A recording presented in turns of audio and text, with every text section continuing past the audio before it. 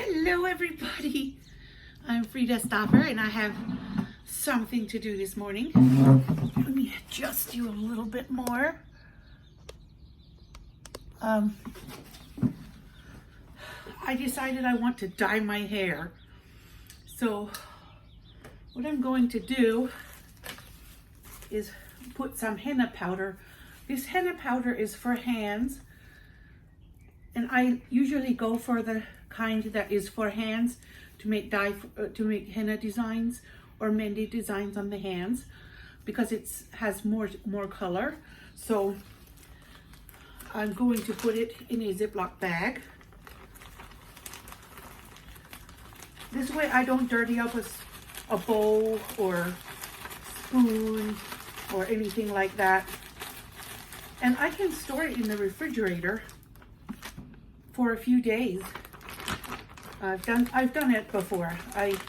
So I have the powder in here in this gallon-sized Ziploc bag, and I put a dash of Amla Gold Hair oil to feed my hair.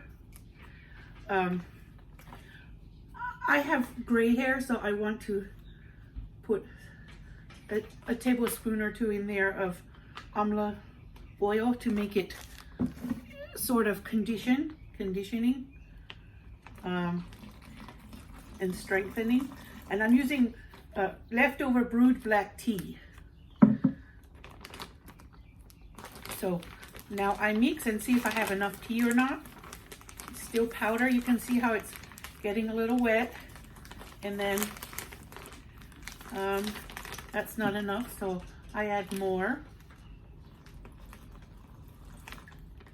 You can also do this with leftover cold coffee, but the trick is to always use cold, because if you use boiling temperature of liquid, it will cook the henna and the color won't release properly, and also it will smell bad. It will have a bad smell.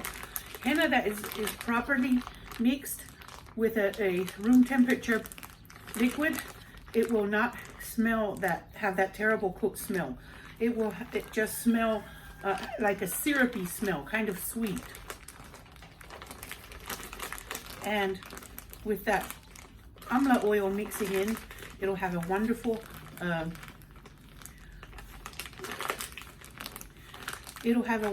conditioning quality. And what I love about henna, I've been using it in my hair for years. It gives your hair body and shine, and I use that whole cup now. So if I need anything extra, I could add lemon juice, I could just add coffee, or anything. Now, depending on what you add is how it's gonna color your hair, and it will have a different tint depending on what kind of liquid you add. The tea will be fairly dark, auburn, but if you put lemon juice as your liquid, it will be more a lighter red color. You can also use beet juice from boiling beets or from canned beets, and it will have more of a burgundy effect. But today I'm using the tea. I love the ritual of henna, and when I put it on my hair, you can wear rubber gloves or plastic gloves if you don't want your hands to turn orange when you do it. But it also depends on the color of your hair, on the original color of your hair, what color it will turn out. Like if you have black hair to begin with, it will be more subtle, and if you have lighter hair, it will have come brighter, like any other hair dye. So if you have blonde hair and you would like it to be dark and burgundy, you would definitely go with the coffee, blackest brewed coffee you could get, and let it cool to room temperature before you mix it. But if you have dark hair and you want the color to show up more, you can use lemon juice, and it will have a lighter color after it's on. And I've done beet juice before, and I really like that burgundy tint that it gets. I don't put chemicals in my hair. I just put henna and natural things, and it dyes and it stays colored nicely until the gray grows out again. It's really good for gray coverage. Now, this is very thick mud type mixture. I could add a little bit more liquid. It might be just a tad thick. But on the other hand, I think I could probably just work with this. I can probably work with this texture.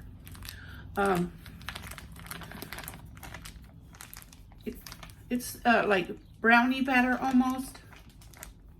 Or if I could make it a little bit thinner, it would be more like cake batter. But you don't want it too thin, because then when you put it in your hair, it will drip everywhere. So now I'm going to let this activate. I can leave it I leave it at least 24 hours before I use it, because I want the dye to activate. And then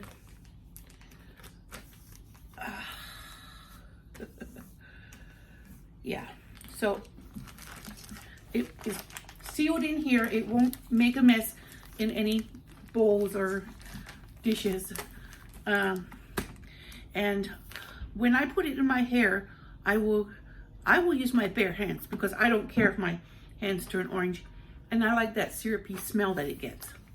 Some people might not appreciate that, but then I put it in my hair. I just work the mud in section by section, one section at a time, and then I make a bun out of my hair with the paste all worked into it, and then I cover it with plastic wrap. I wrap my head with plastic wrap, and I leave it in overnight. And if you go to bed and with henna in your hair, make sure you put an old towel or something on your pillow in case a little of it seeps out. That's what I do anyway. That I put it on my head, and then I wrap it in plastic, and sometimes I add a plastic bag on the outside, and I put it on like a hat and tie the handles like a plastic shopping bag, just for extra protection, so it can stay on really good. Because I don't want it to dry out in my hair. I want it to stay this texture until I'm ready to wash it out the following day. My daughter is very young, so she tried it once or twice, and she gets annoyed because she thinks the process takes too long. But for me, the ritual it's kind of a ritual that I enjoy, of putting this on. And some people use it for headaches and things, and I feel like it has some kind of a soothing quality when it's on my head.